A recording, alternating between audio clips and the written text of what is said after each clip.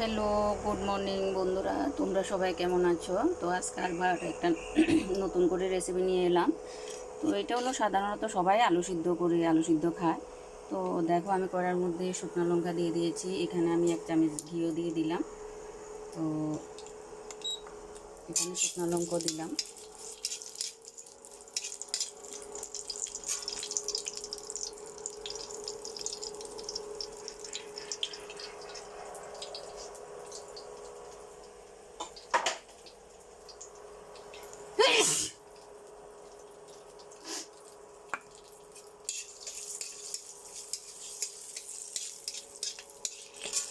এখানে দেখো, পেঁয়াজ কুচিয়ে রেখেছি, পেঁয়াজটাও দিয়ে দিচ্ছি।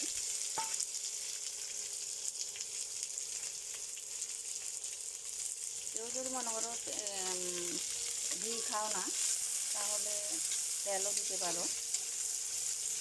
মানে যদি ঘিটা দেওয়া যায় তাহলে কিন্তু স্মেলটা অন্যরকম একটু আসে আর কি।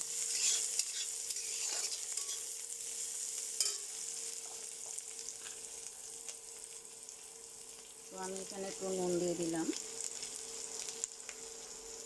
এটা বাঙালিদের ঘরোয়া খাওয়া একদম, এটার মধ্যে কোনো ময় মশলা নেই। তবে যারা সুগারের রোগী তারা তো আলুটা কম খায়। তবে সিদ্ধ করে আলু খেলে এমন বেশি ক্ষতি নেই, একটু একটু খেতে পারে, কারণ সুগারের রোগী আমার ঘরেও ছিল।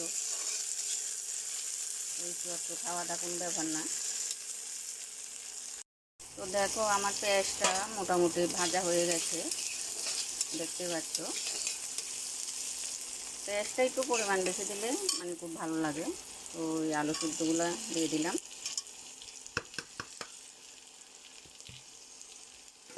এটা কিন্তু একটু ডাল দিয়ে খেতে খুবই স্বাদ।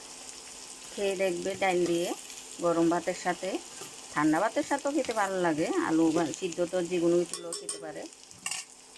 তো এটাকে এবার শুধু একটু লাল লাল করে ভাজবে। আমি এখানে হলুদ টলুদ আর কিছুই দেবো না, কোনো মশলাই অ্যাড করবো না, শুধু নুনে দিয়েছি। একদম আলুগুলোকে ফ্রেশ করে ফেলবে ভাজতে ভাজতে।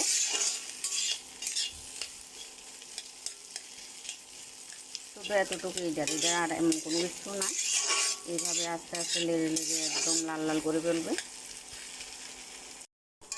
দেখো, আমার আলু ভাজি কেমন হয়েছে।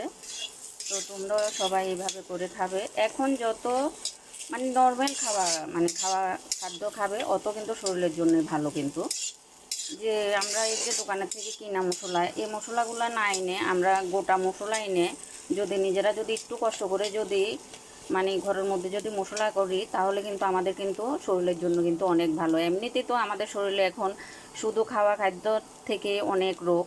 তো তোমরা একটু কষ্ট করে, যারা দিদিভাইয়েরা আছো, যারা আমার ভিডিওটা দেখবে, তাদের কাছে এটাই অনুরোধ করব, সবাই নিজে ঘরে, এখন তো অনলাইন আছে, অনলাইনে সব কিছুই আস্তে আস্তে মশলা পাওয়া যায়। সবাই এনে ঘরের মধ্যে মশলা করবে, করে এটা খাবে, এটাই ভালো। বেশি একটা মশলা খাবে না, একদম হালকা উল্কা খাবে, দেখবে পেটের জন্য ভালো, শরীরের জন্য ভালো। তো রোগ মুক্ত থাকতে পারবে, এটাই। আর এটাই বলবো, আমার ভিডিওটা যে যে দেখবে, আমার চ্যানেলটাকে একটু সাবস্ক্রাইবার করে দিয়ে আমার পাশে থাকবে। তোমাদের কাছে অনুরোধ, এসেছি তোমাদের মাঝে। তো তোমরা কে কে আমাকে সাপোর্ট করো একটু কমেন্ট করে বলবে, তাহলে আমারও একটু কাজ করার আনন্দ বাড়বে। আর তোমাদের মাঝে এসে যদি কিছু একটা করতাম পারি, মানে করতে চাই, তোমরা যদি পাশে থাকো তাহলে কিছু করতে পারবো। আর তোমরা যদি পাশে না থাকো তাহলে তো কিছুই করতে পারবো না। সোশ্যাল মিডিয়ার জগতে সবাই সবার পাশে থাকতো, এখানে যারা কাজ করতে এসেছে, তো সবাই সবার পাশে না থাকলে কেউ কিন্তু উন্নতি করতে পারে না। তো আর যারা এমনিতে ভিডিও দেখো, তাদের কাছে অনুরোধ করব, তোমরা ভিডিওগুলো দেখবে, কমেন্ট করে বলবে কে কীভাবে রান্না করো। আমি তো এইভাবে রান্না করেছি, তোমরা একটু কমেন্ট করে জানাবে তোমরা কে কীভাবে রান্না করে খেতে ভালোবাসো। তবে এটাই বলবো, অতিরিক্ত মশলা খাবে না, আর মশলার গুঁড়া কিনাটা খাবে না। যতক্ষণ পারো নিজে ঘরে গরম মশলা বলো, যে কোনো মশলা এখন নিজে ঘরের মধ্যে করা যায়। তো এটাই তোমাদের কাছে অনুরোধ। আজকের জন্য ভিডিওটা এখানে শেষ। আবার নতুন করে একটা ভিডিও নিয়ে আসবো তোমাদের মাঝে।